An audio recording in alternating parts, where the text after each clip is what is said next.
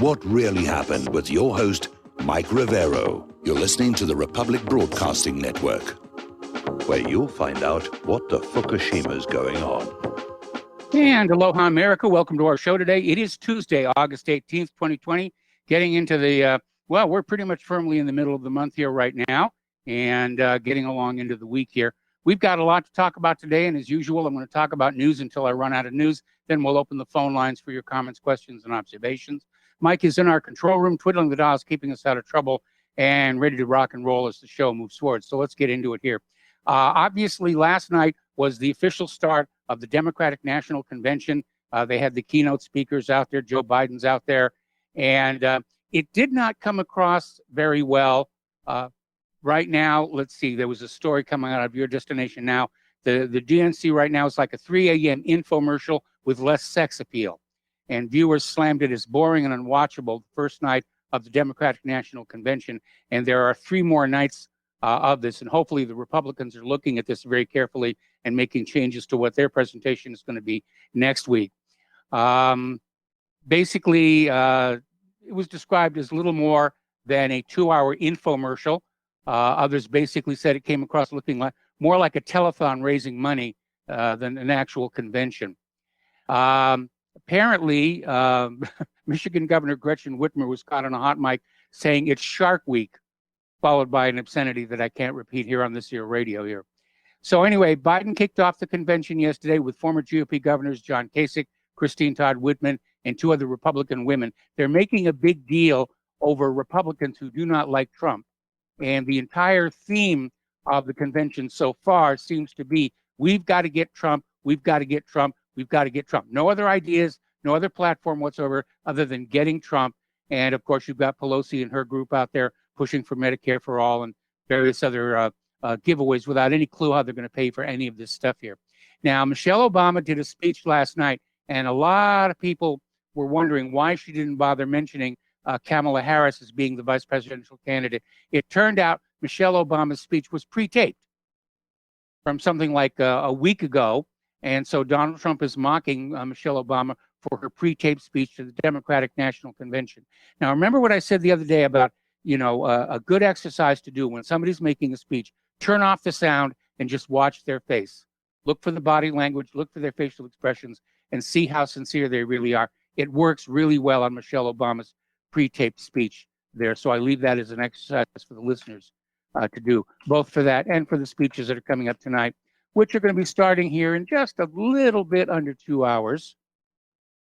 Okay, apparently Nancy Pelosi got up there and forgot what she was saying, rambled around a little bit for her speech there.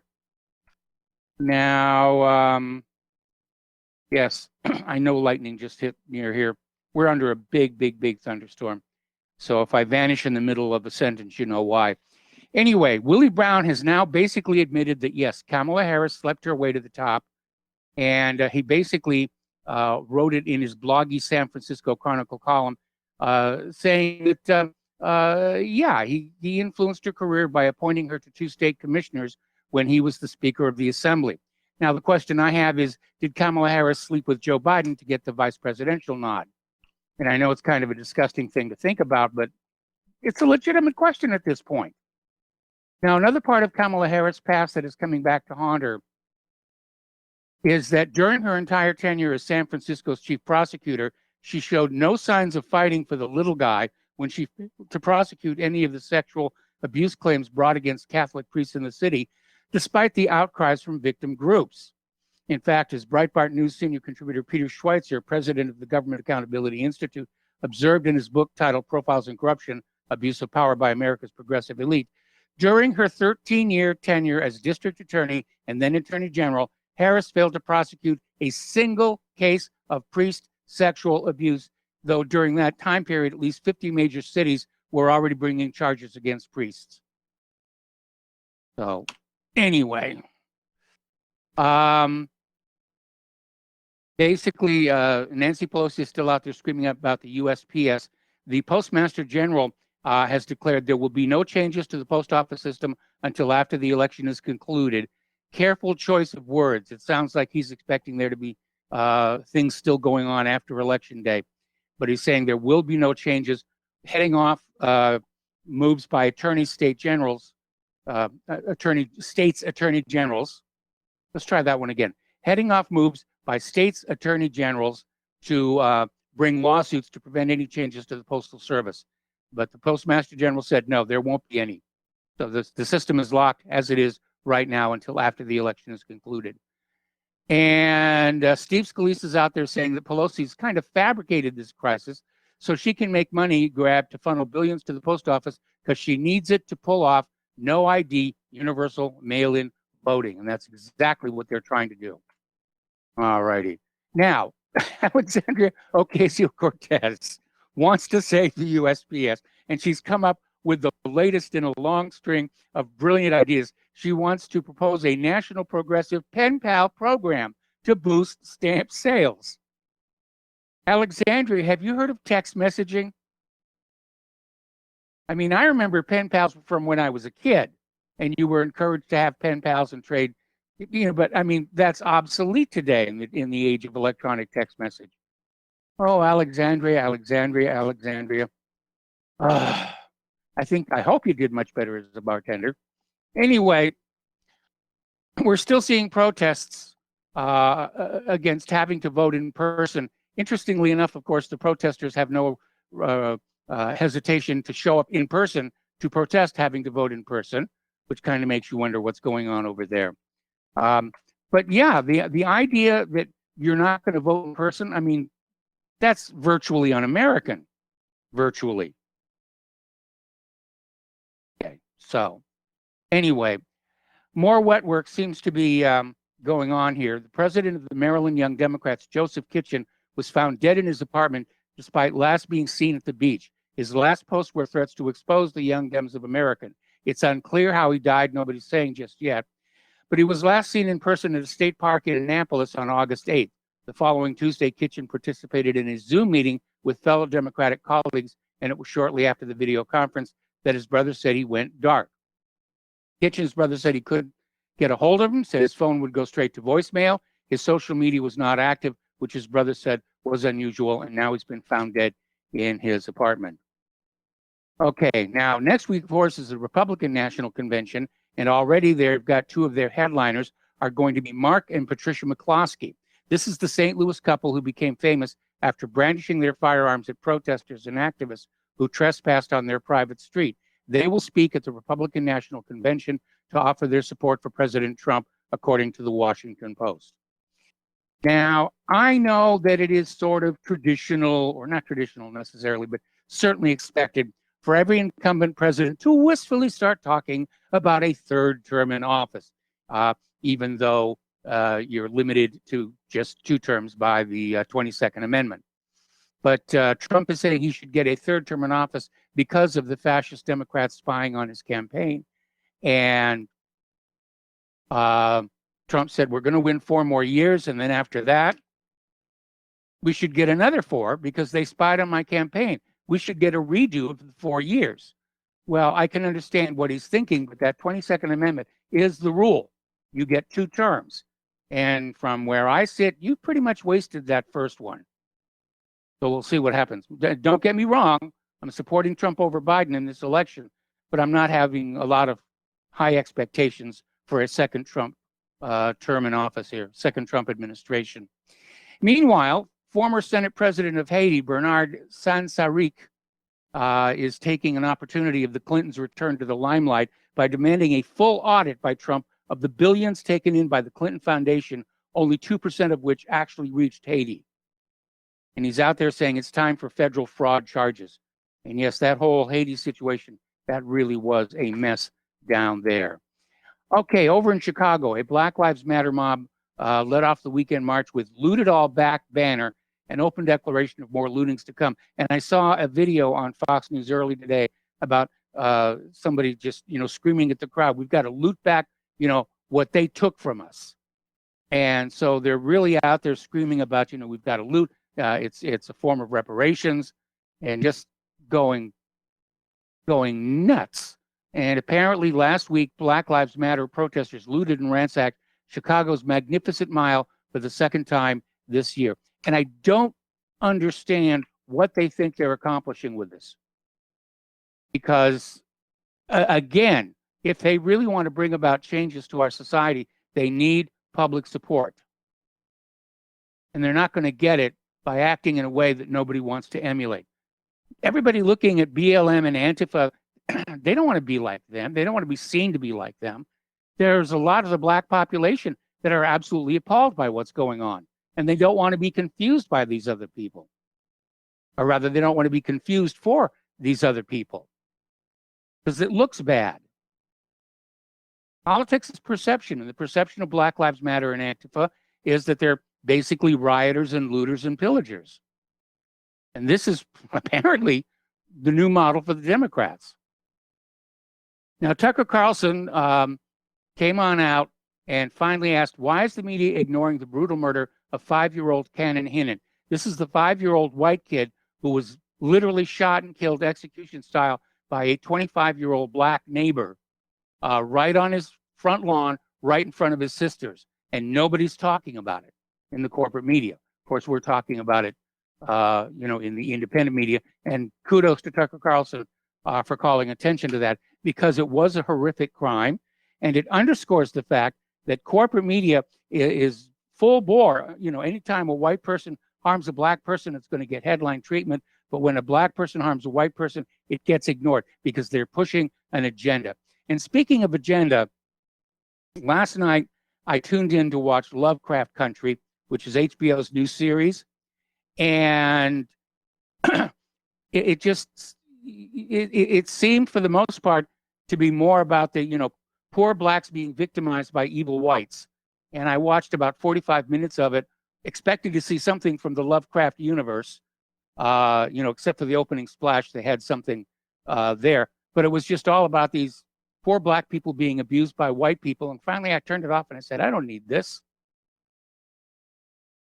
Anyway, we're still playing hide and seek with Shadowgate by Millie Weaver. And as I predicted yesterday was going to be the case, Vimeo yanked it.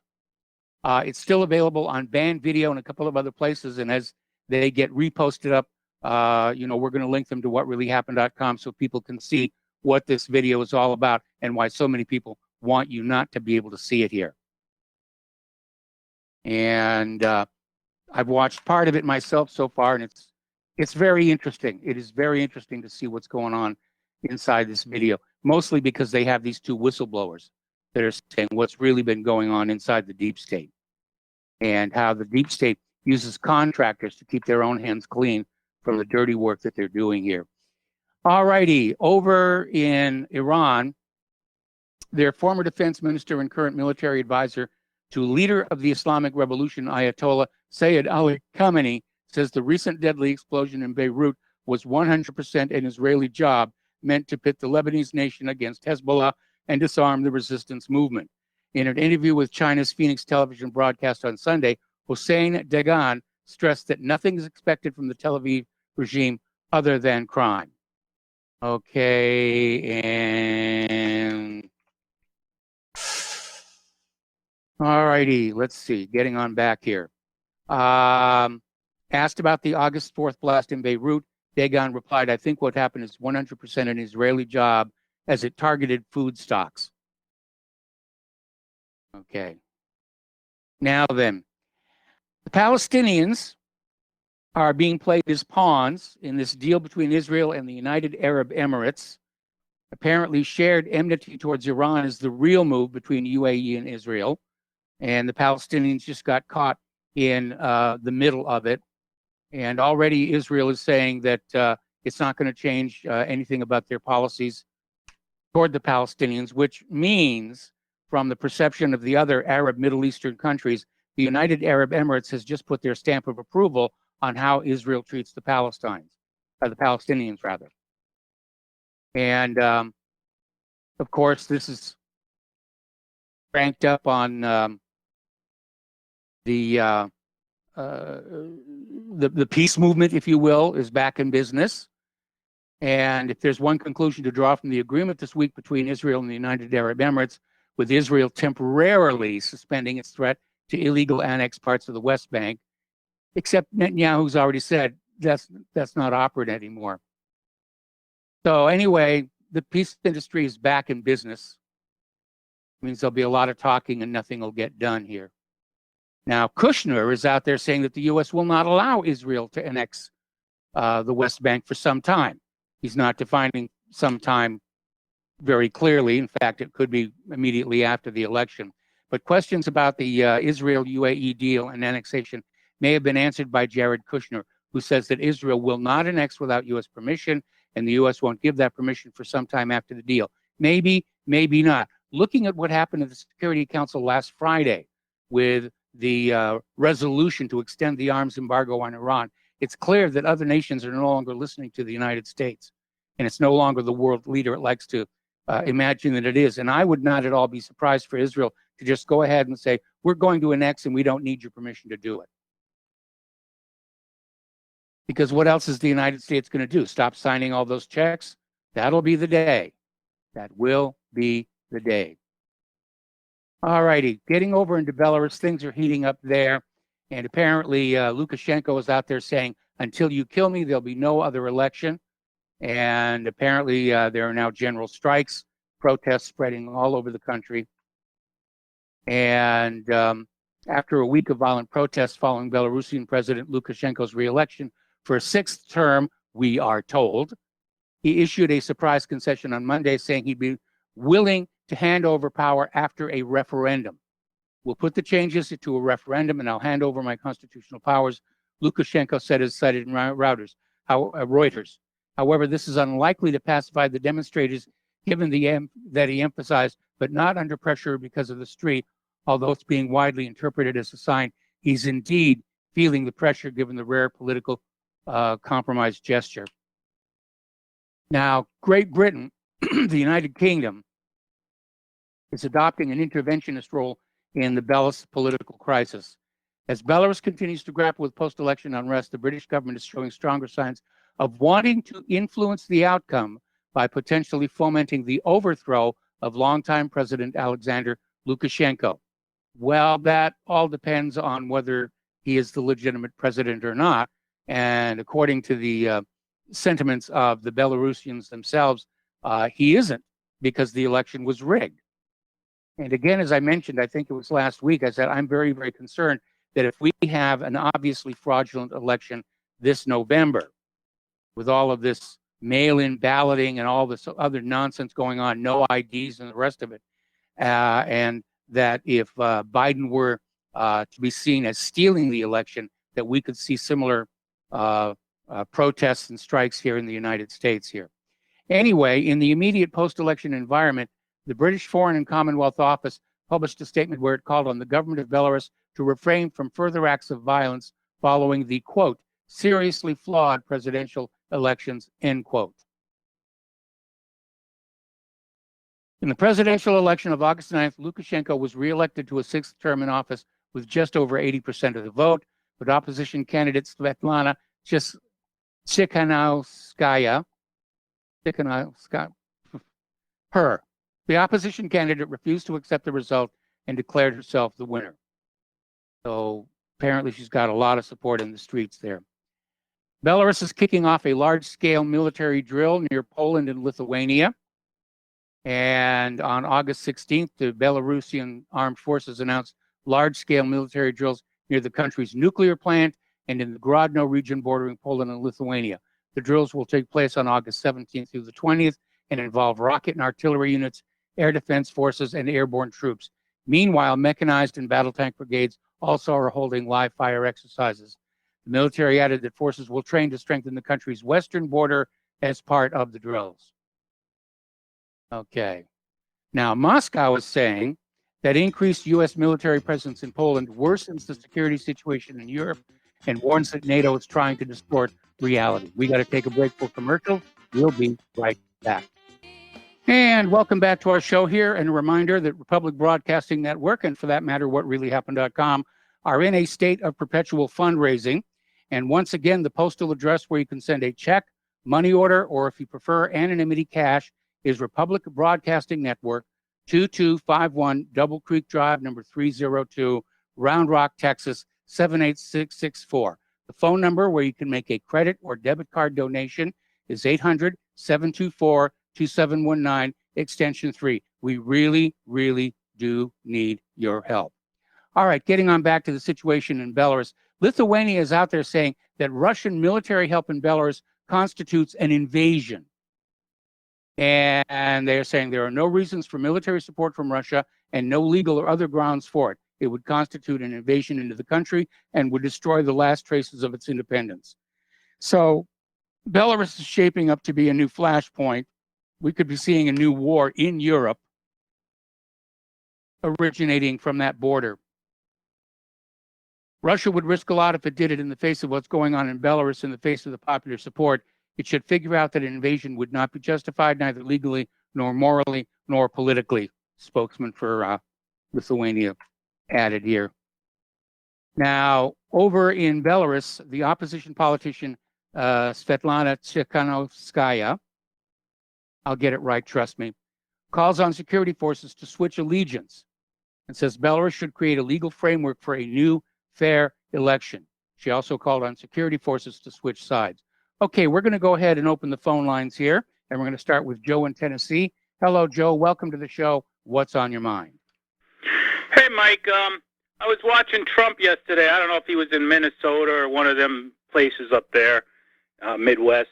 And he's saying, vote for me. I'm the law and order president. Well, Mr. President, you are the president. Well, how about some law and order now? I mean, are you going to let the whole country, fall apart so that people will vote for you instead of, acting as president, which we're sworn to do right now, and implement the laws of this country and protect the people of this nation? I mean, what's he waiting for? I mean, it was so funny. He's like, I'm the law and order president. Vote for me. And meanwhile, all the cities are falling apart.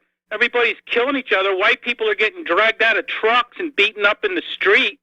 I mean, I'm telling you flat out, you're going to see vigilantism in this country if Barr and Trump don't get off their, behinds there and start protecting the people of this country. I mean, if these were white nationalists that were out there protesting in the street, Barr would have them in RICO. They'd all be in federal prison, and they wouldn't see the light of day for 40 years. He'd be his quickest road runner right now going to indict people. So I'm a big Trump supporter, but I'm getting fed up. I don't know what the hell he's waiting for. I mean, I'm not that fond of these left-wing cities, but there are people that live there that it's no fault of their own, and they deserve to be protected by the President of the United States if the local authorities are not going to protect them. He has a constitutional obligation to protect their lives and their liberty. And it's just getting me sick to watch him sit there and say, oh, there's an election coming up. I'm the law and order candidate. Well, you haven't shown me any law and order, Trump. I'm sorry. I'm really getting fed up. I see another person get pulled out of their truck and beaten up. I'm telling you flat out, it's getting to the point where we need vigilantes in this country, and if I get on a jury and some guy's being blocked in his truck and he runs over 40 people, I'm going to vote to let him go. And if anybody blocks my driving, I'm running them over. Even though they've got that poor white guy in prison for 40 years from Charlottesville, what happened there in Portland with the guy being dragged out of his truck and almost beaten to death or almost to death, the President of the United States should pardon that guy in Charlottesville. I mean, that's one of their tactics, these radicals, to get in front of your car, and they want you to run them over. So it makes the news. That's what happened in Charlottesville with that big fat lady getting there in front of the guy's car. The guy's probably scared to death that they were going to do to him what they did to that guy in Portland. So, something? I hope vigilantes start. I mean, that's it. Because right now, there's a lot of people that don't want to do anything violent because they don't want to be on the wrong side of the law. They have their family name to worry about and things like that. But it's getting to the point where I think that you'd be honored. I would honor somebody that would go up to Black Lives Matter or Antifa terrorists and run them down at their truck. I would honor them. Well, and it would be Trump's fault, and it would be Barr's fault for not doing anything. Well, I see your point, and you raise a good point. I mean, Trump has been president for almost 4 years, and we're still waiting for him to be presidential. I'm not sure about wanting to escalate the violence into vigilantism, because that's the next step towards civil war, and I really would like to avoid that. It's rough on the landscaping and bad for tourists, the tourist industry. But on the other hand, I think what's going on here is the liberals think they're going to successfully blame Trump for all the violence in the streets. And I think the Trump campaign is saying that the violence in the streets is making the Democrats look bad. Anyway, Joe, stay on the line. We're going to put you on hold. We're going to come right back to you after these words from our sponsors. And welcome back to our show. Here we're talking with Joe in Tennessee. And Joe, I'll be the first one to admit Donald Trump has been a tremendous disappointment. And I know all the usual arguments about how everybody's opposed to him and the Democrats are sabotaging him and spying on him. And he runs into resistance from the state governors and the mayors of these liberal cities where all this rioting is taking place. But again, as you pointed out, he is the president and he does have certain options available to him. And sometimes, I get a sense here that he's not the strongest man that we could have in that office right now. Of course, Biden's a lot worse. So once again, we're picking the lesser of two evils, and that lesser of two evils is going to be Donald Trump. Well, I've called a lot, and I've defended this president for over 3 years. But if he's going to sit there and talk about the law and order candidate, well, you're the president. You're not a candidate anymore. You have power to enforce law and order, and the law and order people that support you are going to become lawless if that's what it takes to get law and order in this country. I usually don't, because I live in a pretty nice area, but I got guns in my car now. I never used to. I didn't think so. Because if I have a confrontation with one of these Black Lives Matter, they try to block my egress or my ability to drive, they're going to be laying in the street. I can't believe I see so many people that put up with that crap. Now, maybe they're younger and they're not more, I don't give a damn attitude about life to begin with. So I'm not the kind of guy to mess with, and they seem to know that. I mean, I wear a Confederate mask around instead of, if I'm going to be forced to wear a mask, I got a Donald Trump mask and I got a Confederate flag mask, and I just dare anybody to mess with me. But, and I'm telling you the truth, I'm actually hoping for vigilantism in this country.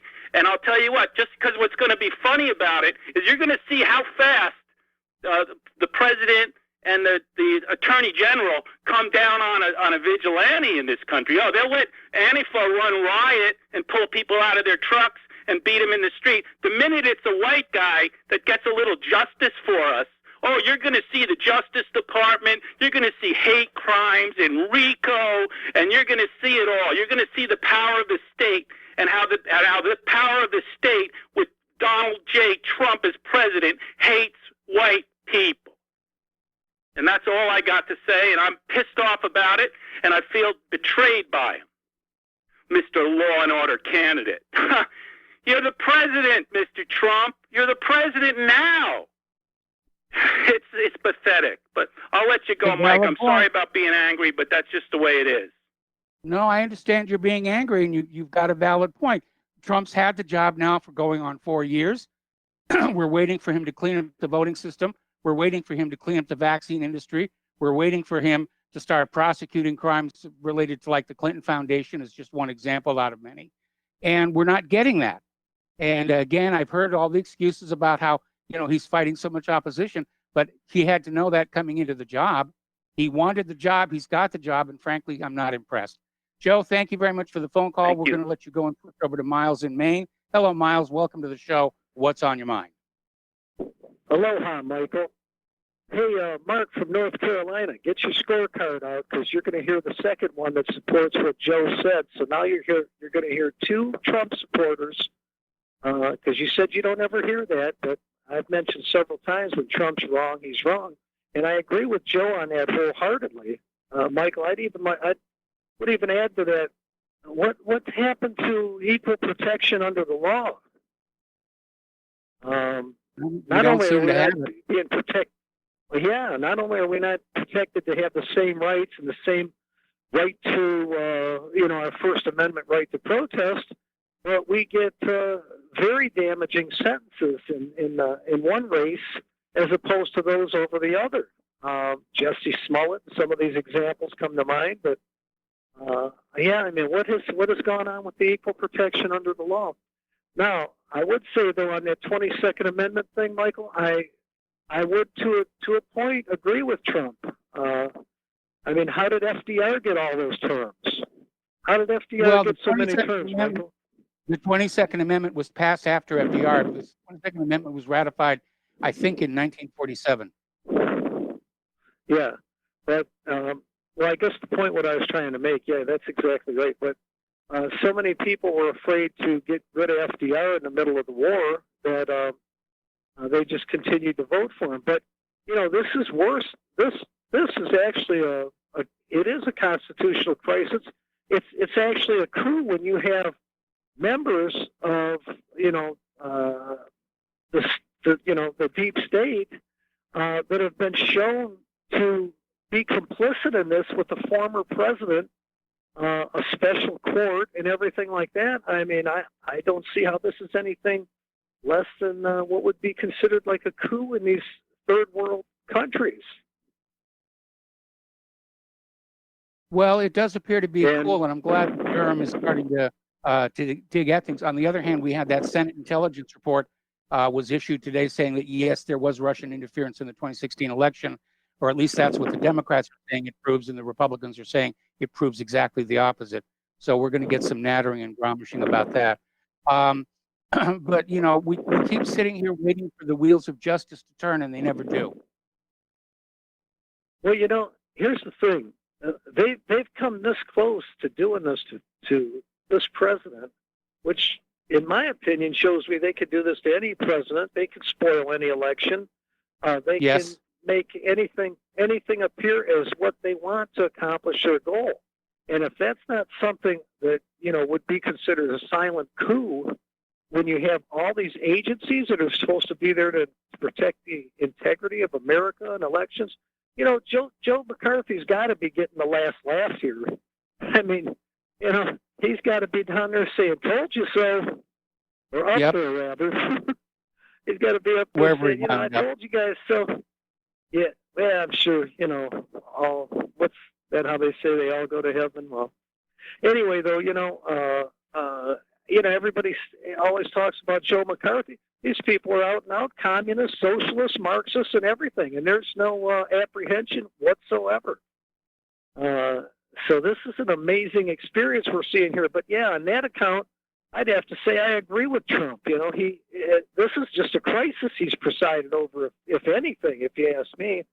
But we'll see what this election brings, and let's just hope that if everything works out and Trump's reelected, that his ears are pinned back and the real Trump will come out. I mean, the Trump we heard do the talking will come out. And thank you very much, Michael. Have a great afternoon. All right. All right. Thanks an awful lot. Thank you for the phone call. We're going to switch over to Paul in New Jersey. Hello, Paul. Welcome to the show. What's on your mind? Hello, Michael. Michael, I want to say how I really liked what Joe from Tennessee was saying today. The fact of the matter is this deadbeat, do nothing, this tubby attorney general of ours, he really has done nothing. He hasn't delivered. And, there's something really evil and wrong about, like pretending like you're going to deliver justice and doing nothing. There's nothing more despicable. He is in a position to deliver justice to the American people, and he has done nothing.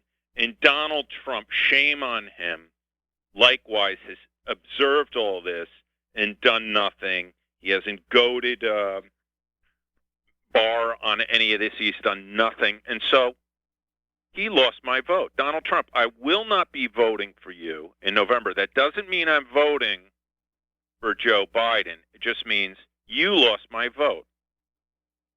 And let me say something about this. For all you people who put so much emotional,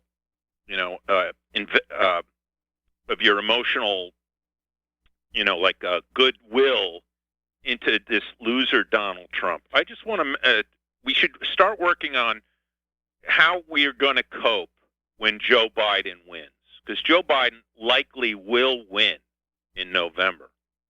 And so I think it's a good idea that some of these people start to coming to terms with that future defeat of Trump, and how actually some of the things that come out when Joe Biden wins are actually going to be beneficial. And I'll tell you one of the best things that's going to come out of this. Because the Democrats are going to have all the positions pretty much of the government, and a lot of Democrats are going to be in power. Do you think the Democrats want their cities run the way they've been run now when Joe Biden becomes president? I hope not. They're not, Michael. They are going to crack down on Antifa way faster than this deadbeat Bill Barr hasn't. Way more than Donald Trump, this do-nothing, hasn't.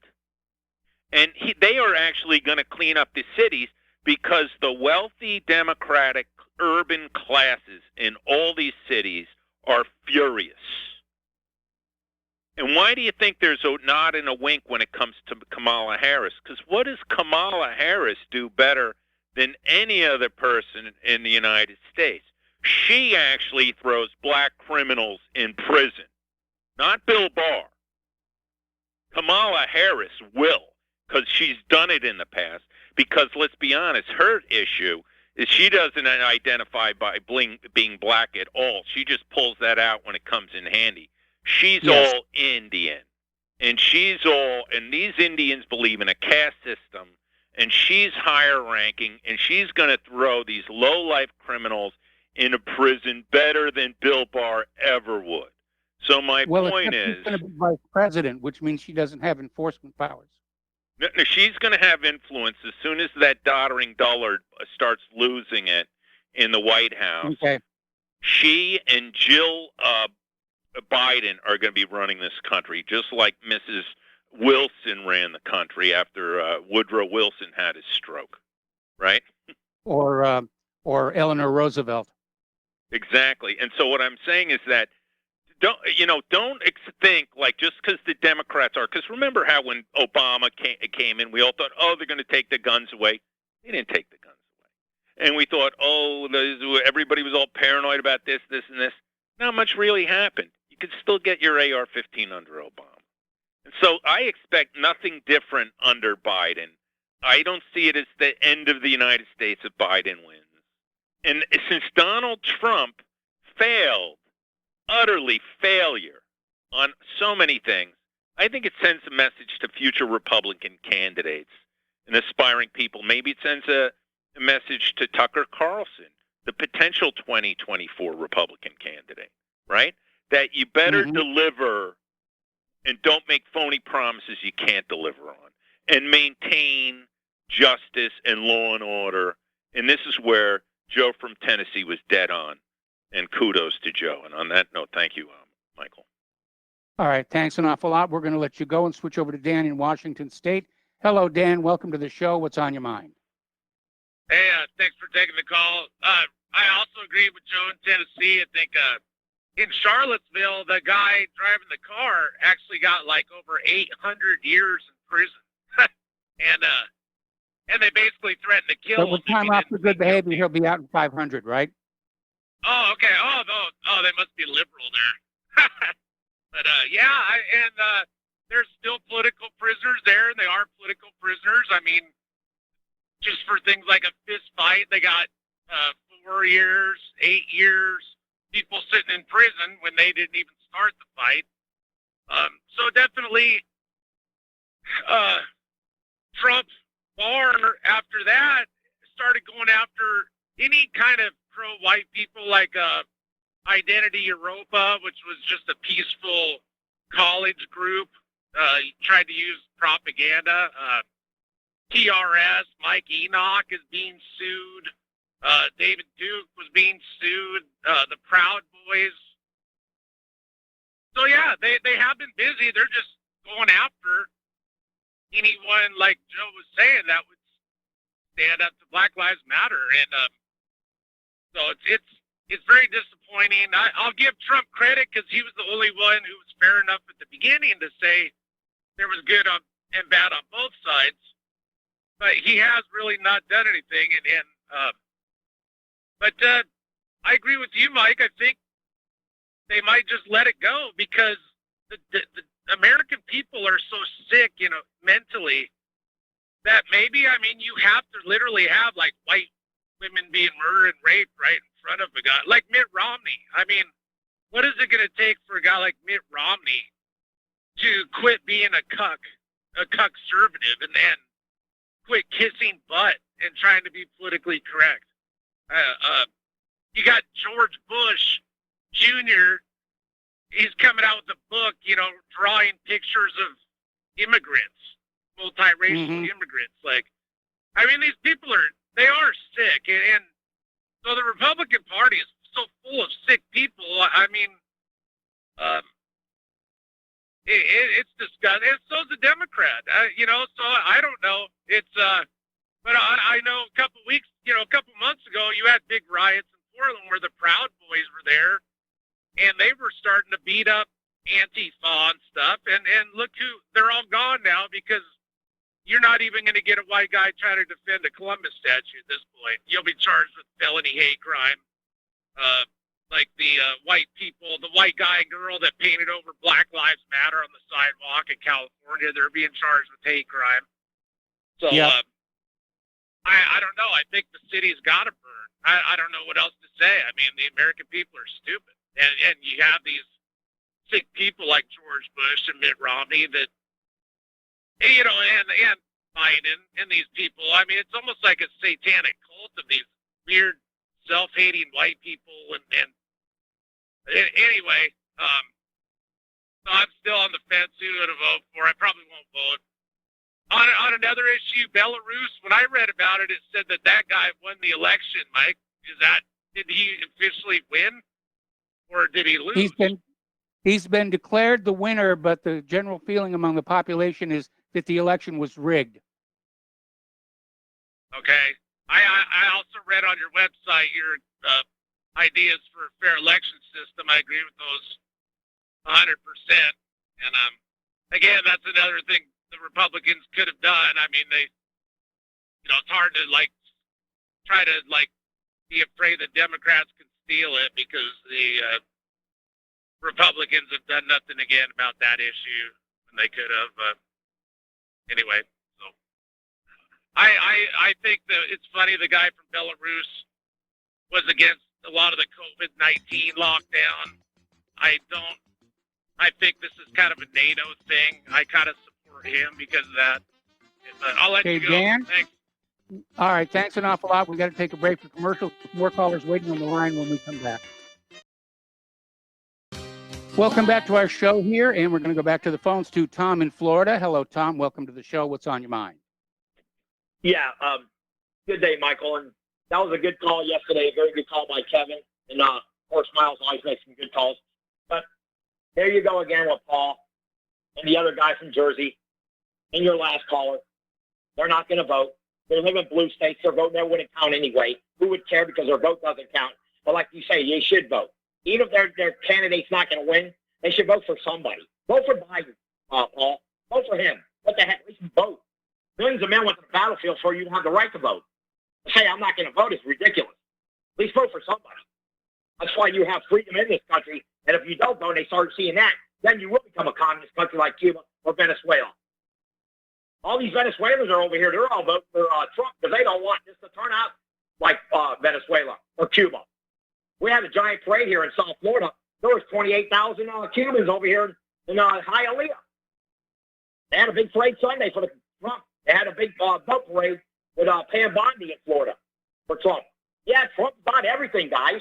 But you know what? You want Joe Bumbling Biden with Kamala Harris? That freak show? Kamala was tuning up Willie Brown and Montel Williams? Is that what you want? And you know what? I want to see Rosie O'Donnell scream again. I want to see Cher and Madonna almost want to blow their head off a bottle of Blabba Streisand. I want to hear Blabba cry. That's what I'm hoping. That's the entertainment I'm looking for.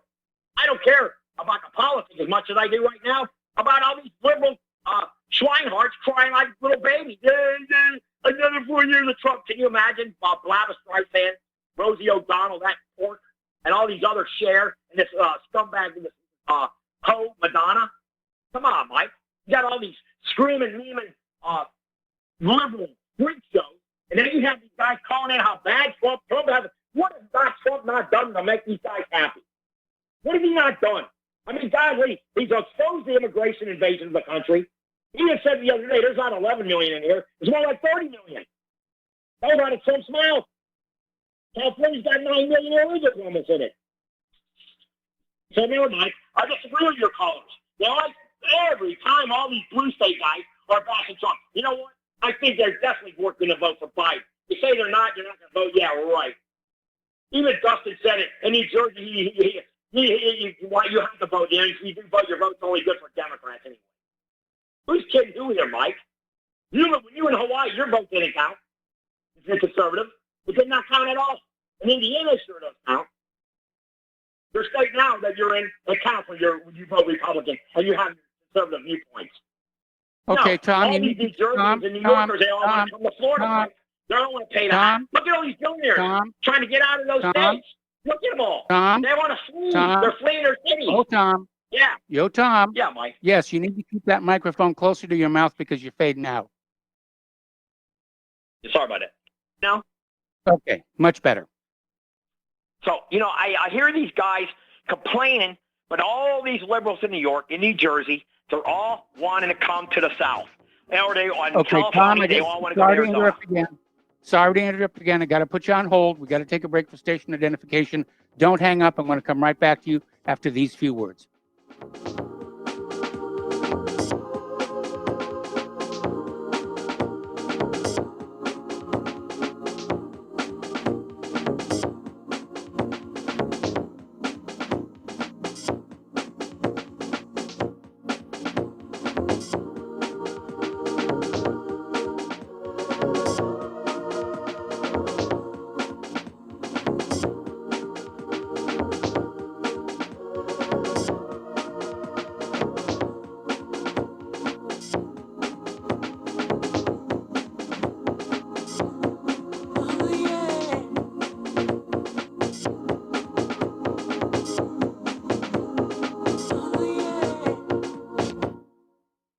Homeowners, are you in foreclosure, expecting to be served with a foreclosure lawsuit, or suspect your lender has coerced you into an illegal mortgage transaction?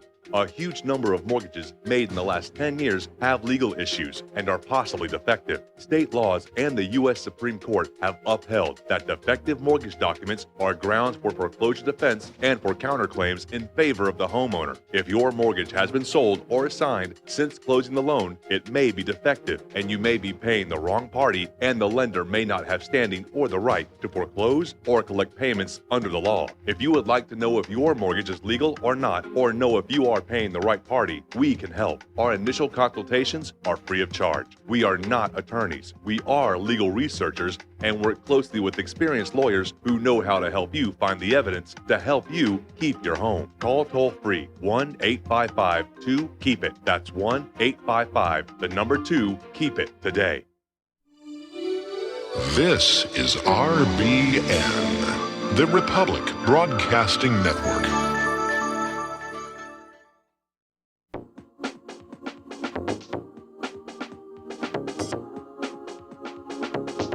What really happened with your host, Mike Rivero. The history the government hopes you never learn. Here is your host, Michael Rivero. And welcome back to our show, hour number 2. The phone lines are open, 800-313-9443. We're talking with Tom in Florida, who's basically on a rant about, what's going on with the blue state votes versus the red state votes. And yes, I am in Indiana, and yes, it's a conservative stronghold.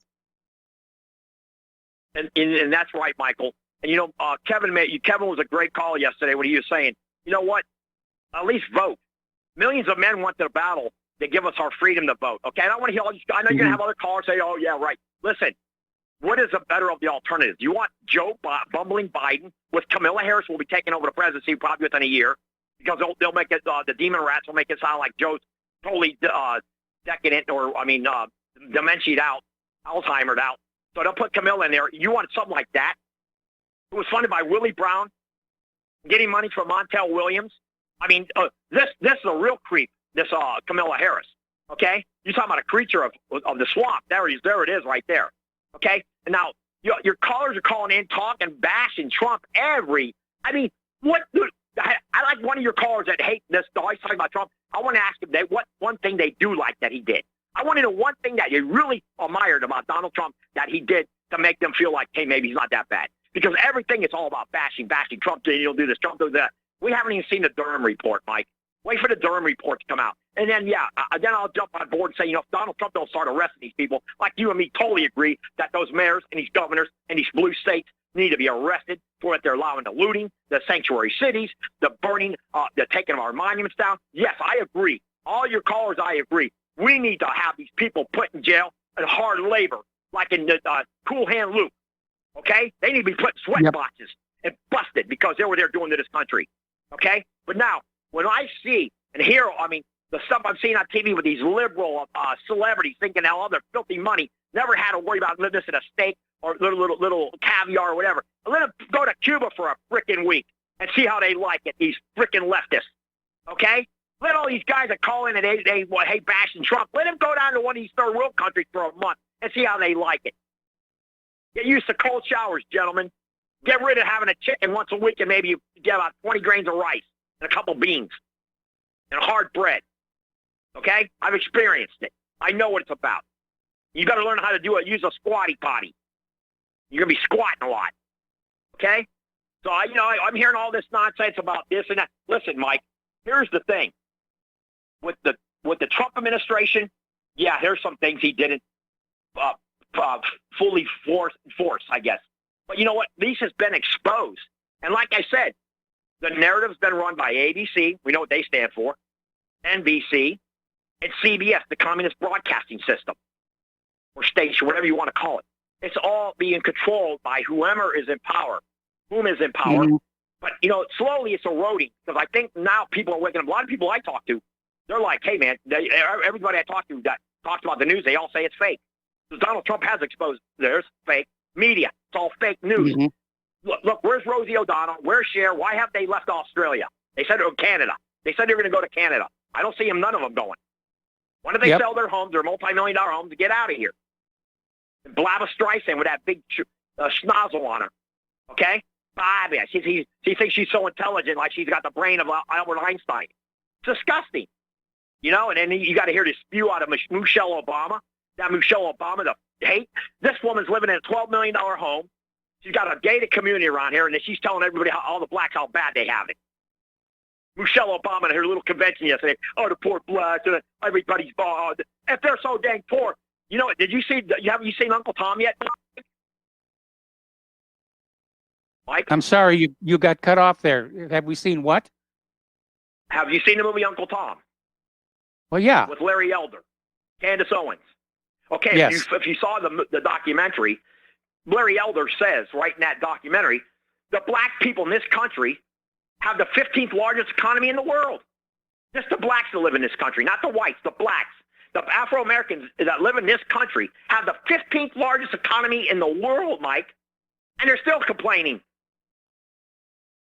Give me a break. But they don't like it, they can go to Haiti, go to Cuba, go to Jamaica. Unbelievable. And, all we're hearing about how bad Trump is Kamala Harris. Can you imagine her, gentlemen, in the White House? Huh? I want to hear them call back on that one. Her in the White House with her nonsense. And by the way, Mike, I did some research on her. Her family did own a lot of slaves in Jamaica. The grandfather or great-great-grandfather. They were slave owners at the time. So Kamala Harris, she's going around like she's a Miss Priss or something. She's another scam artist. They're all scams in the Democratic Party. It's a big scam they're running on American public. The Republicans, unfortunately.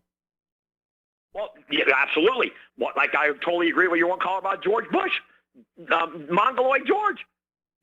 George and his brother Jeb, they gave us Common Core. Look at how these kids don't even know how to write cursive in high school, or junior high school, or elementary school. They don't even I asked the guy at the pharmacy the other day, Mike, if a young kid comes in, he says some people just put their name with an X. What is an X, Mike? Mm-hmm. It's unbelievable what's going to happen in the future here. It's very sad. And what's really sad is, what's the alternative to Trump? You want a guy like Joe Biden who has dementia? This guy doesn't even know where he's at half the time. And you know what? They're afraid to put him up on the stage with Trump because Trump will annihilate this guy because he's an idiot. 45 years in government, and what did he ever do? What did Biden ever do, Mike? They're marketing him like they tried to do Obama, like a Twinkie. A Twinkie they know is garbage and terrible for you, but people buy him to pay $2 for a Twinkie package. That's what they're trying to do. What they did with Obama, they're trying to do with this bumbling Biden.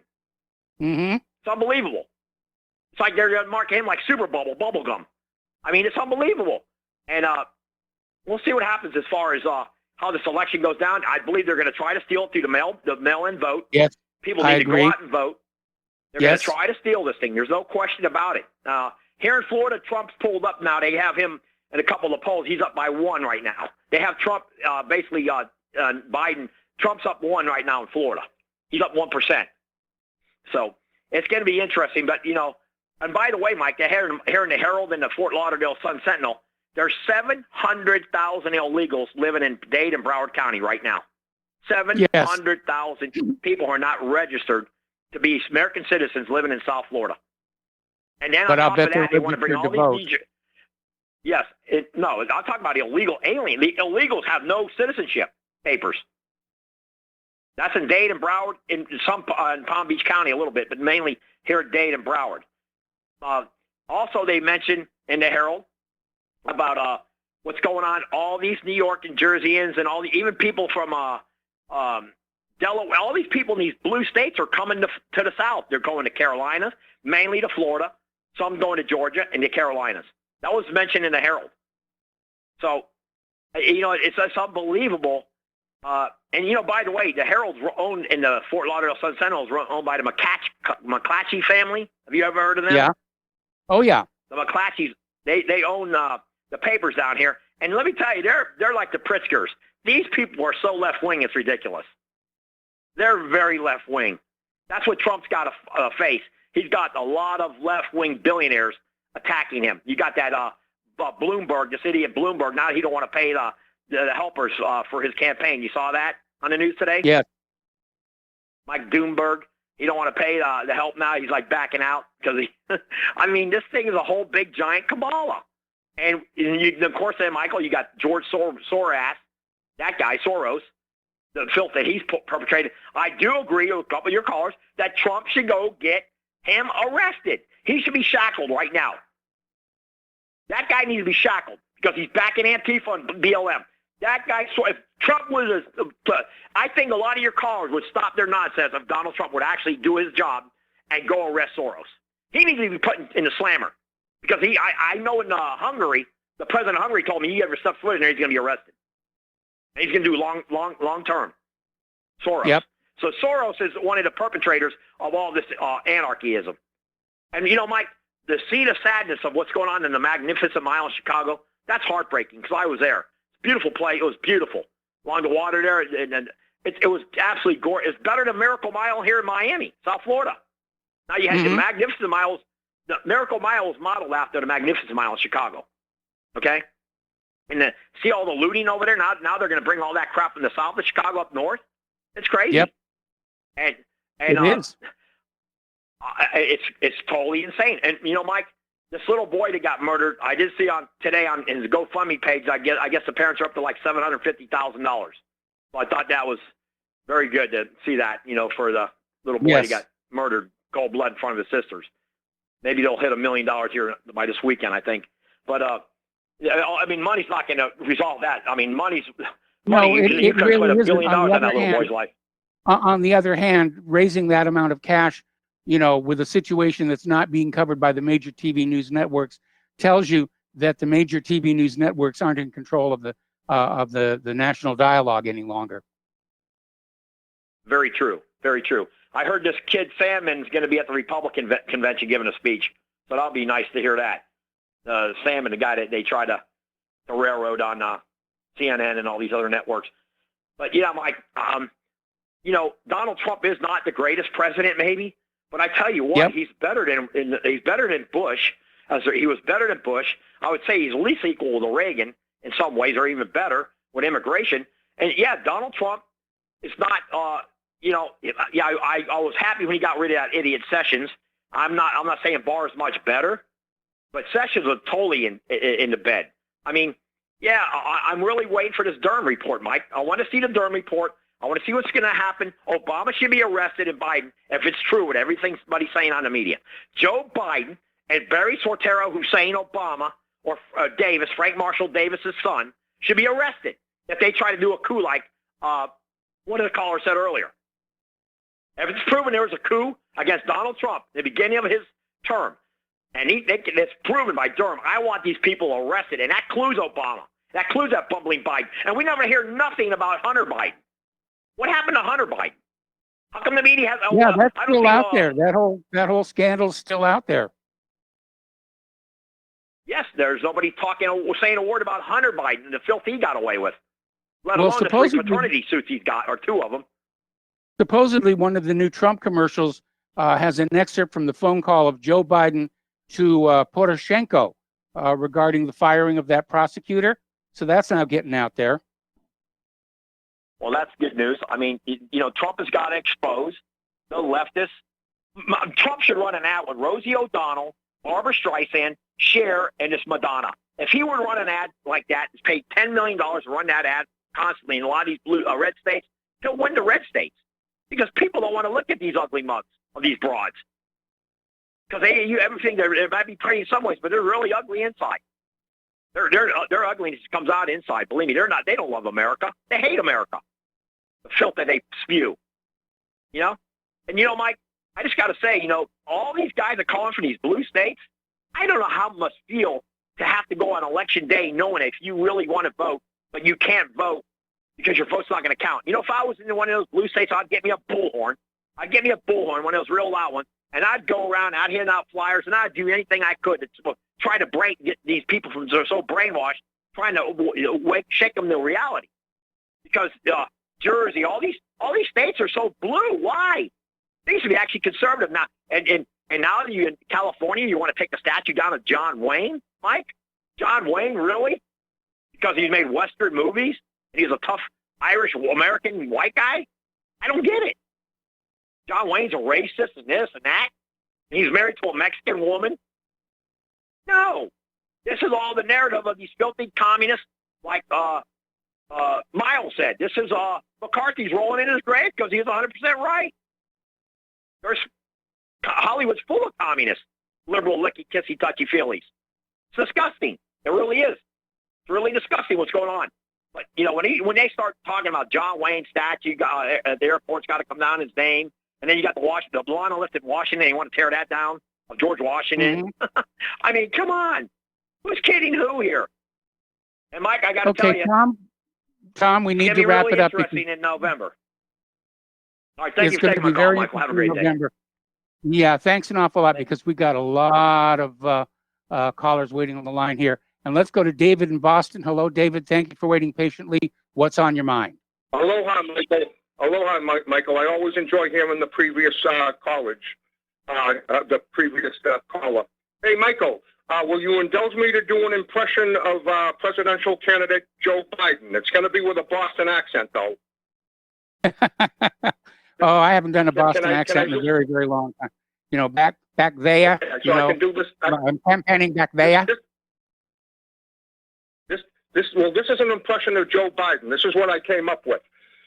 This is Joe Biden, and you're starting to tick me off.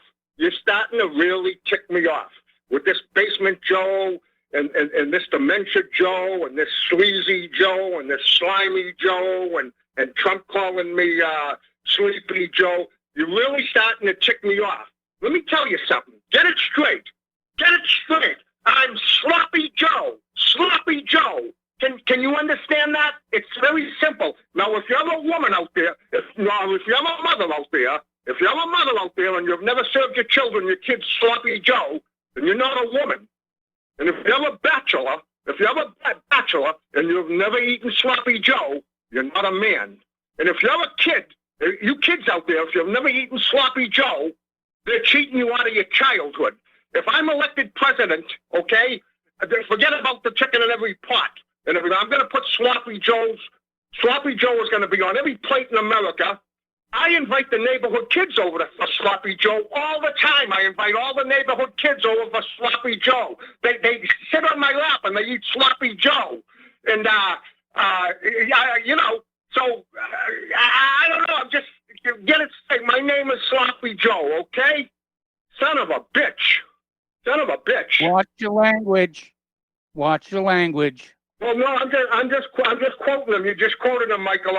What he said to the officials over in the Ukraine, the attorney that was investigating his son. You know, I'm just quoting him. I'm not using that language. I'm just doing an impression of him. You know, but just get it straight. Just ticking me off. I'm Sloppy Joe. Sloppy Joe. What's hard about that? You can't get more simple than that, can you? So forget the sleepy and the slimy and the sleazy and the dementia and the basement. It's Sloppy Joe. You got it? Got it. I'm Joe Biden. I'm Joe Biden, and I approve of this message. All right. Well, thank you very much for that, Thanks, Michael. Mr. We're going to let you go and switch over to Dustin in New Jersey. Hello, Dustin. Welcome to the show. What's up? What's on your mind? You got Sloppy Joe on the left and Twitter Trump on the right. Oh, my God. Mike, another sign of decline, right? Yes. This is a declining empire. When we voted, I go back. Tom, you say, oh, the liberals and the blue state. Tom, you know, the first time I voted, I said this before, was for Obama. I voted for Trump because I wanted to see change. I didn't get it, man. You know, I'm not voting for Biden. You know, you don't have to do the math to figure out. I'm not voting. I don't care if my vote is not used, Mike. Mike, I can't. Why would you vote for two turds circling the drain? You know, like they're going down the toilet no matter what. You know, it's like, I look at this though. I'm like, my God, the law and order president, like Joe said. No, it's the flip-flop president. I mean, Mike, I called in how long ago? And I said, where's Rudy Giuliani and the indictments? And they're still not here. I mean, my God, it's all a fraud, guys. Mike, it's a fraud. Donald Trump's not touching the status quo, guys. The left and right paradigm is this. I believe this, Mike. It's the same. They just don't want to touch. You might have the illusion of effing with the system and the system effing with you, but nothing has changed. You saw they seized those tankers. I mean, come on, Trump hasn't fixed. I mean, law and order president. Wait a minute, Mike Pompeo. We lie, we cheat, we steal. He didn't add kill to that, but does that sound like the law and order president? I mean, come on, the people he put in. We heard just drain the swamp. Remember, all the people sitting in those rallies, drain the swamp, drain the swamp. Nothing's been drained, man. Like, I mean, I don't know how much more people can. I'm sitting this one out. I'm sorry, man. Like, it's over. It's just, we had Hillary and Trump, Mike, at the end of the, can I hang on? Yeah, I'm going to put you on hold. We're going to come right back to you after these words from our sponsors. Welcome back to our show here. We're talking with Dustin in New Jersey. And Dustin, you know, I want to say to you and to everybody else that says I'm not going to bother voting, with all of this mail-in ballot fraud that's going on, if you don't vote, somebody is going to use your name to vote on your behalf, and probably for somebody you wouldn't want to support anyway. So get on out there and vote. And if you don't want to vote for Trump, you don't want to vote for Joe Biden, vote for my wife. Write her name in. And but use up that registration and that name, or it's going to be turned to nefarious purpose. What about my 10 terabyte hard drive I just bought? I was going to put it on a full format, Mike. The morning, it'll be done a couple months from now. A full format of a hard drive, right? Right. Well, no, Mike, you know, I look at the beginning, right? Like, we voted for Trump. He was going to do all these things. But, I mean, after the drain the swamp, you had Mike Pompeo, Gina Haspel, right? Remember her? Yes. Elliot Abrams, John Bolton. The only reason John Bolton got left, he got pushed out, was because he went behind Trump's back. But he believes in these people. That's why they're there. You know, and Peter Navarro, who's and Steve Bannon. But, like, these people, like, I just don't know, Mike. I don't even know if I can write in a candidate in New Jersey. You know, you might not be able to, you know, and you're stuck either going to the vote. I mean, bumbling Biden, they're both bumbling, guys. I mean, let's not fool ourselves. They're both, I mean, Joe Biden gets a lot of money from a lot of people, but so does Trump. Sheldon Allison, anybody? Didn't he get $100 million? I mean, Mike, if I had billions like Trump, I wouldn't take a cent from Sheldon. Are you still there? I think we lost Dustin. Okay, let's switch over to Laura in Michigan. Hello, Laura. Welcome to the show. What's on your mind? Hi, Mike. Thank God. Between Tom and Dustin, I don't even know why you take any phone calls. Okay, I thought of two good reasons. Two good reasons if Donald Trump loses. Ivanka Trump and Jared will be out on their keister. That's going to be worth it to me, right there. And number two, so they'll be out. But that's also the reason I think Trump's going to win. Because why would Israel, who controls most of the Diebold machines, why would they let Trump lose when they got two of their best Mossad agents sitting on Daddy Trump's lap? And they know everything that's going on in this country, everything, every meeting and whatever. Yeah, so that's one of my aides. She's butting into it. It's okay. Okay. But, yeah, I'm fine. Yeah. Okay. I'm in a nursing home, so I'm doing the best I can here, trying to call in. Okay. But, also, I wanted to tell you, don't tell people just to vote for anything. Constitution Party has some very great statesmen running.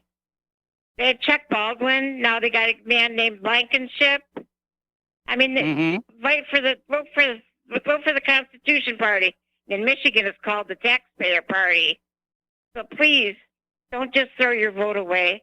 If you don't want to vote for Trump or Biden, vote Constitution Party.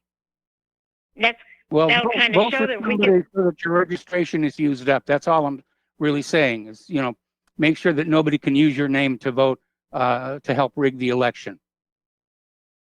I'd like to see people interviewing the Constitution Party, the people that are running on that ticket. See, they get no publicity. Nobody hears about them or anything. And they're very great people. They're very principled, moral, and constitutional people. I thought that's what people wanted, moral, constitutional people. Well, that's definitely what I think we all want. We just keep being told that we're going to find it within the Republicans and the Democrats. Anything else, Laura? Yeah, one more thing. Since we've had that five-year-old get shot by that black guy, and a man getting pulled out of his car and beat to death by savages, will you admit they are savages? I would say that there are savages among both the black and the white population, and we shouldn't tar with a really broad brush and say that they all are. But these are definitely individuals who've got a problem, and especially that tragedy about the 5-year-old boy. I mean, that there's no justification for that. Well, them just descending on this man and beating him to death. I don't know if he died or not, but no, he's in the hospital still. Okay, he's in the hospital? Yes. So it's a horrible thing. But please try to promote the Constitution Party. I'll be sure and mention it. Okay. And I really think that Trump will win because they're not going to mess up a good thing. Israel isn't going to mess up a good thing that they've got right now. They know every little thing that's happening in our country. Okay, well, Laura, I got to let you go. We got to take another break for commercials. We'll be back with more phone calls after these 2 words. Welcome back to our show here. We're going to go right back to the phone to Chance in West Virginia. Hello, Chance. Welcome to the show. What's on your mind today? Yeah, hello, Michael. God bless Laura from Michigan. She made a lot of sense. Don Blankenship is from my state here in West Virginia. He's running on a ticket with Bill Moore. Let's get away from this nonsense, this pitiful nonsense of Republican Democrat. It's like voting between Ebola and AIDS. There's not a dime's worth bit of difference. This is why I don't call myself conservative. I call myself a nationalist and a constitutionalist. Screw all this left-right paradigm crap. It's all a show. Anybody who has common sense should see this. I agree with your caller, Joe from Tennessee, I believe it was. He hit the nail on the head, and so did Paul from New Jersey. I cannot believe, it totally baffles me. At this stage in the game, all these years, people still fall into this left-right crap, Republican, Democrat. As long as we got these fools who do this, we'll never break away from this one-headed monster. Republican, Democrat is the biggest sham there is. Constitution Party, like Laura said from Michigan, is the way to go. Or write-in Christy Nome from South Dakota. Let's break all this nonsense, continual insanity. What do you have to say about that, Mike? Well, I would like to see us go back to a system where there were multiple political parties, and this idea of only having two quote-unquote traditional parties is a way of sort of making the club very exclusive to them, and there really isn't much difference between them. They're both parties for the rich and powerful, and there's really very little other than cosmetic difference between them. You know what? Let me tell you something. I consider conservatives, people who call themselves conservatives, my worst enemy, because at least I know the communist liberals what they're going to do to me. But these conservatives who play this Republican game shtick are stabbing all constitutionalists and America lovers in the back, and they don't even realize it. That's all I got to say, and thank you for taking my call.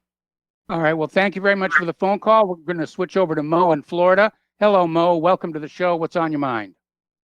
Hey, Mike. How you doing? Hanging in there. You're doing great, man. I just love your show.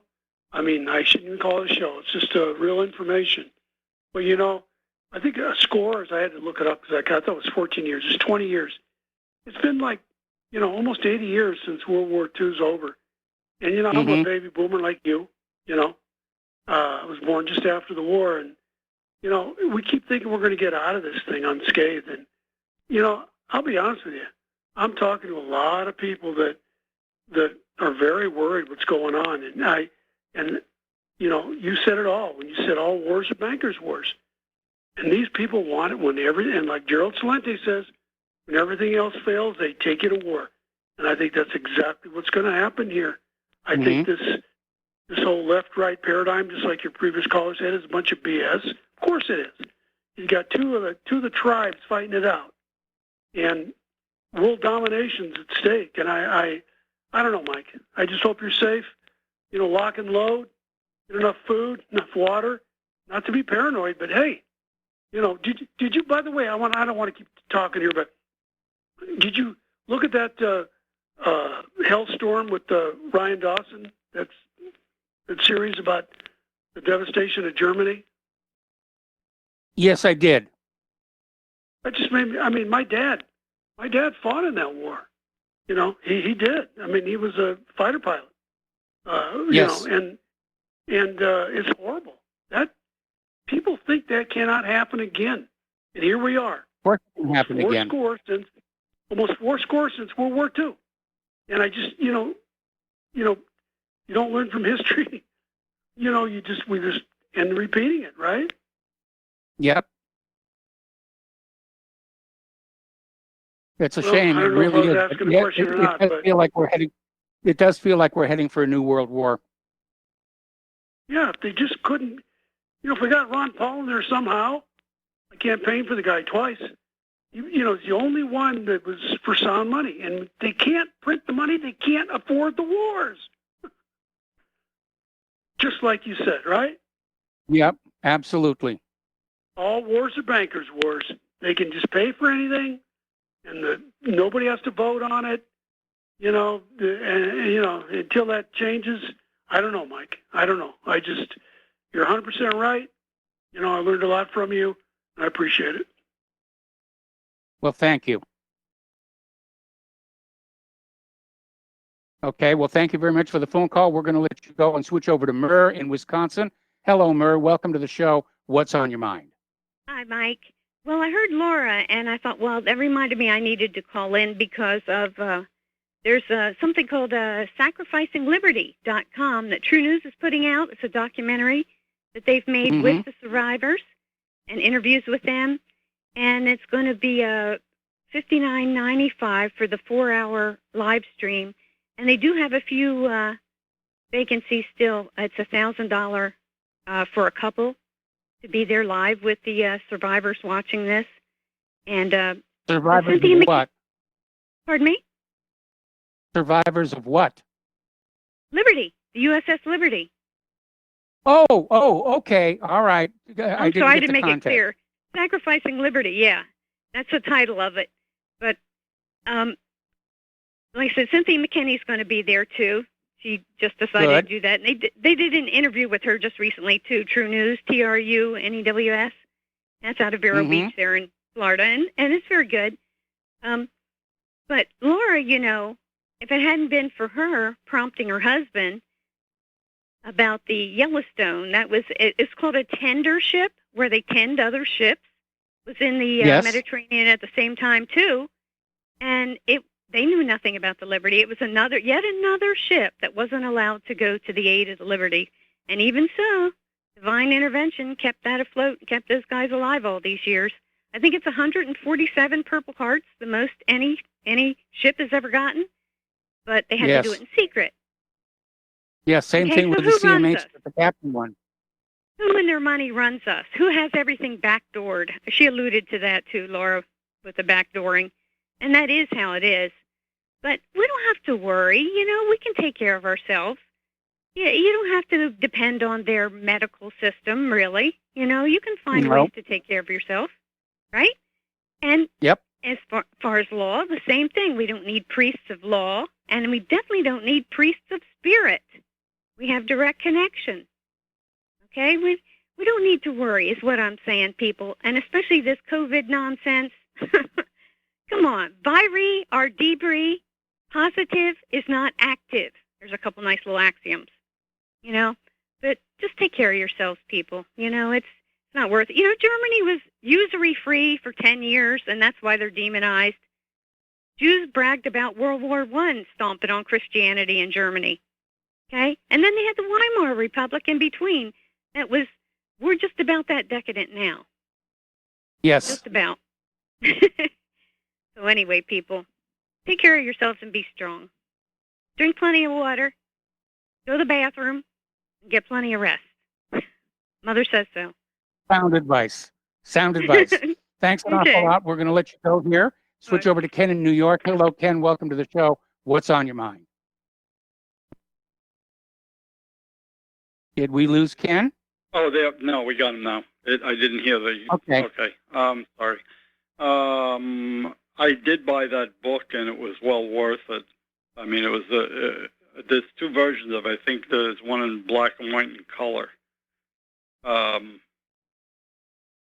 The thing that I wanted to talk about, I don't know if you've ever touched on this before. It's a little out of what we're talking about today, maybe, is that back in July 2019, Trump had signed into law an act passed by Congress to put some of the brakes on civil asset forfeiture.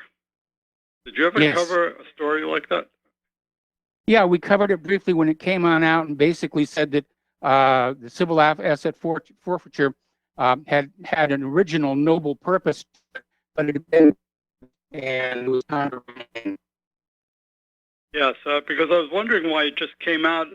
Someone that does some blogging for the industry put the article up, and it came up, I think, 3 or 4 days ago on, let me see it.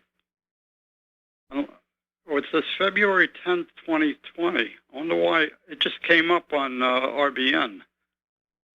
But yet it goes back a ways. I'm not going to go through the whole thing. I mean, it's well worth. It's a good read, but the civil asset forfeiture. I mean, that's about as evil as it gets. You know, where they just come on your property and steal all of your money you've earned, and then they want you to negotiate to get a piece of it back.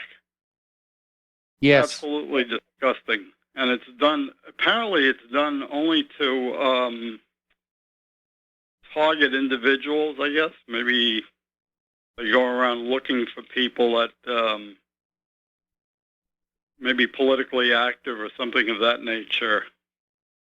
Well, there's been some of that in there. I mean, originally, the whole idea of civil asset forfeiture was they were going to go after the drug dealers and, use the civil asset forfeiture laws to confiscate all the wealth that they'd accumulated by dealing drugs. But instead, police departments started looking for civil forfeiture opportunities among the general population. And they were like taking people's houses, for just, finding a joint on the property and just really abusive things like that. And that's why it needed to be trimmed in, so to speak. Well, just to mention that a person that had a great deal to do with it was Rod Rosenstein. Yes. Okay, thank you. I think it's a good read, though. Right. It's well worth reading. I don't know how I missed it, but I don't remember ever seeing it before. But it's it's clearly not new. But wow, what a story. Okay, Mike, good night. All right, good night. Thank you very much for the phone call. The phone lines are open, 800-313-9443. Now, there are reports that a military coup is taking place in Mali. Soldiers are apparently arresting ministers and the parliament speaker. And there are reports of gunfire at a military base and the arrest of high-ranking military and political figures. It comes following weeks of protests calling for the president to resign. So there's a lot of that sort of thing going on, but Mali, Belarus, and so forth and so on. All right, let's talk about China and Taiwan, because that's another potential flashpoint. The U.S. Health and Human Services Secretary Alex Azar visited Taiwan for high-level meetings last week in a move that angered Beijing. As Statista's Niall McCarthy notes, Azar's unprecedented trip prompted China to send J-10 and J-11 fighters into the Taiwan Strait, where they briefly crossed the sensitive median line, which unofficially separates airspace between the mainland and the island. China considers Taiwan a rogue province and maintains that reunification is inevitable, reserving its right to use all necessary measures, including military force. Now, here's a story. This is coming out of Zero Hedge. The scary war game over Taiwan that the U.S. loses again and again. Around a large table with map and icons representing ships, submarines, planes, missiles, batteries, land-based forces, space-based sensors, and other apparatuses of modern warfare, officials from the Pentagon and the RAND Corporation fight a thus far unimaginable conflict. The Red Team, composed of experts on the Chinese military, aims to use all available forces to capture Taiwan. And the Blue Team, of course, is trying to defend it. Unfortunately, the Blue Team is not doing very well. And we're seeing a follow-up article along the same thing from the Daily Mail in Great Britain saying the U.S. would lose a war with China fought in the Pacific. It's unable to defend Taiwan from an invasion and could even potentially lose Guam in such a conflict. All right, we're going to go back to the phones. Chris in Las Vegas. Hello, Chris. Welcome to the show. What's on your mind? Well, thank you so very, very much, Michael. This plot by the demon crazy party to take over Trump's and the people's office seems to me to be a clear-cut case of mutiny. And I think that last time I checked, the punishment for mutiny was probably hanging from the yardarm. I'm not sure if the yardarm is in vogue these days, but Nancy Pelosi and Chucky the Schumer, this General Jones, McChrystal, all these rogue generals that are leftist terrorists who have infiltrated our government and the military and are trying to create a mutiny and an insurrection, a revolutionary takeover of the government for their own prurient, self-interested agendas, seems to me like they should be brought up on charges of treason and seditious conspiracy to undermine the government of the United States. What say you? I would agree on that last one. I don't think that mutiny really applies because there isn't a ship involved, and so bringing maritime law into this is rather a bit of a reach here. But there's absolutely no question that there was an attempt to undermine the lawful authority of the administration, and I wish Trump would do something about it. You know, I mean, history has shown that when you go after a king and you you fail to bring him down, the king generally comes back, with a bit of a vengeance, and Trump hasn't done that yet. I wish he'd put on those presidential brass knuckles and get to work. Yes, as I see it, he's the commander-in-chief of all the armed forces, including the Navy and the Marines, as well as the Army and the Air Force, and maybe the Space Force, too.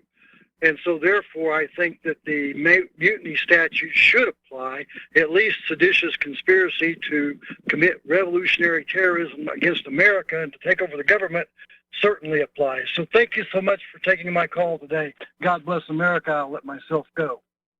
All right. Well, thank you very much here. We're going to let you go here. Getting on back to the economic news here.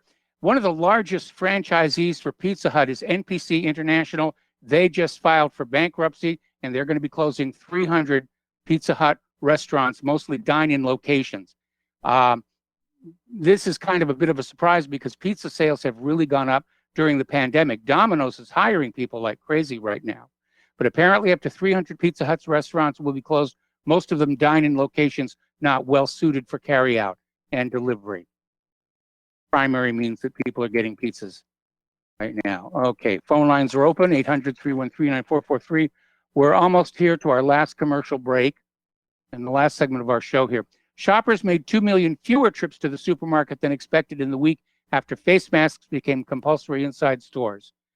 Footfall in stores and grocers has been steadily climbing since the peak of the crisis, but compulsory face covering saw 2 million fewer visits in the last week of July. Shoppers are spending less on each trip they make compared to the peak of the crisis. We'll be right back after these few words. Welcome back to our show, last segment of our program today. We're going to go right back to the phones to Terry in California. Hello, Terry. Welcome to the show. What's on your mind today? Hey, Mike. Tom down in Florida requested people to come in and say something positive about what Trump has done. I got one thing, and that's he kept us out of war with Iran.